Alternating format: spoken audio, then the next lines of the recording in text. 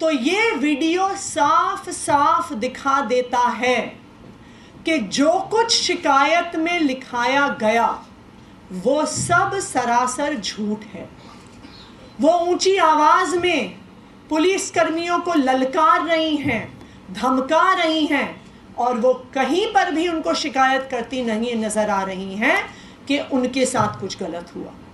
वो कहीं पर विभव कुमार जी पर इशारा करती हुई नहीं आ रही हैं, कहती हुई कि इन्होंने मुझ पे हमला किया, बल्कि वो विभव कुमार जी के लिए अपशब्दों का प्रयोग कर रही हैं, ऊंची आवाज में कर रही हैं। तो कल जो वीडियो सामने आया उसने पूरे देश के सामने स्वाति मालीवाल जी के आरोपों का पर्दाफाश कर दिया। आज एक दूसरा वीडियो हम आपको दिखाने जा रहे हैं। ये सीएम आवास के गेट के सीसीटीवी की फुटेज का वीडियो है। ये भी स्वाति मालीवाल जी के झूठ को सामने रख देता है, क्योंकि अगर आप सबने ये एफआईआर देखी है जो स्वाति मालीवाल जी ने फाइल करी है, उसमें वो ये कहती हैं कि मुझ पर इतना हमला हुआ कि मैं चल नहीं पा रही थी, कि मैं बेहोशी की हालत में थी, कि मैं बैठ गई, कि मैं लंगड़ा लंगड़ा के चल रही थी, मैं दर्द से कराह रही थी। ये सब स्वाति मालीवाल जी ने अपनी शिकायत में लिखा। लेकिन सीएम रेजिडेंस का गेट का सीसीटीवी का फुटेज ये साफ साफ दिखाता है कि स्वाति मालीवाल जी आराम से, तेज स्पीड से, बिना किसी परेशानी के चल के हाई स्पीड पर बाहर जा रही हैं। बाहर जाके भी वो पुलिस की एक महिला कर्मी को धक्का देती हैं, पुलिस वालों को हड़का रही हैं, अपनी उंगली दिखा रही हैं, ये दिख रहा है कि उन्हें डांट रही हैं। कहीं पर भी स्वाति मालीवाल जी के कपड़े नहीं फटे हुए, कहीं पर भी उनको सिर पर चोट नहीं लगी हुई है। दूर दूर तक वो लंगड़ा कर नहीं चल रही हैं, वो दर्द में करहा कर नहीं चल रही हैं। वीडियो को देखकर ये बिल्कुल साफ है कि जो कुछ इस एफआईआर में लिखा है, जो कुछ आरोप लगाए गए हैं कि मैं चल नहीं पा रही थी, मैं बेहोशी के हालत में थी, मैं दर्द से कराह रही थी, मैं लंगड़ा रही थी, स्वाति मालीवाल जी का वीडियो साफ कर देता है कि बिल्कुल भी इस प्रकार की उनकी स्थिति नहीं थी।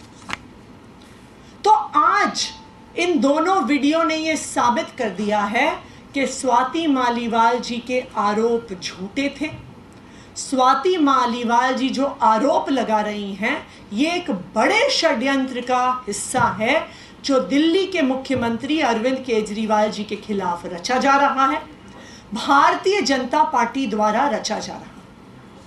कल से, जब से ये वीडियो सामने आए हैं, जब से ये षड्यंत्र सामने आया है, कई लोग हमसे पूछ रहे हैं कि आप कह रहे हैं ये भारतीय जनता पार्टी का षड्यंत्र है, तो स्वाति मालीवाल जी का भारतीय जनता पार्टी से क्या लेना देना है? इस केस का भारतीय जनता पार्टी से क्या लेना देना है? तो आज मैं इस पूरे मामले का स्वाति मालीवाल जी का और भारतीय जनता पार्टी का क्या लेना देना है, इसके तार आपस में कैसे जुड़े हुए हैं, इस तार जुड़ने का क्या प्रमाण है, मैं आपके सामने रख रही हूं। नंबर 1, आप सब जानते हैं कि यह भारतीय जनता पार्टी का फॉर्मूला है, एक स्टैंडर्ड ऑपरेटिंग प्रोसीजर है कि वो विपक्ष के नेताओं पर ईडी के केस करते हैं, सीबीआई के केस करते हैं, पुलिस के केस करते हैं, इकोनॉमिक ऑफेंसेस विंग के केस करते हैं, एंटी करप्शन ब्यूरो के केस करते हैं, और उस केस के आधार पर धमकियां देकर स्क्रू टाइट करके उन नेताओं को या तो ब्लैकमेल करते हैं या भारतीय जनता पार्टी में लेके आते हैं। हमने देखा है कि विपक्ष के ऐसे नेताओं की लाइन है जो भारतीय जनता पार्टी में गए हैं, चाहे वो हेमंत बिस्व शर्मा हो, चाहे वो प्रफुल्ल पटेल हो, चाहे वो अजीत पवार हो, जिनके ऊपर केस हुए, जिनका स्क्रू टाइट किया गया और फिर वो भारतीय जनता पार्टी में गए। उसी तरह से स्वाति मालीवाल जी पर भी भारतीय जनता पार्टी की एंटी करप्शन ब्यूरो ने एक केस किया हुआ था। ये case Delhi commission for women में illegal recruitment of contractual employees के बारे में केस था।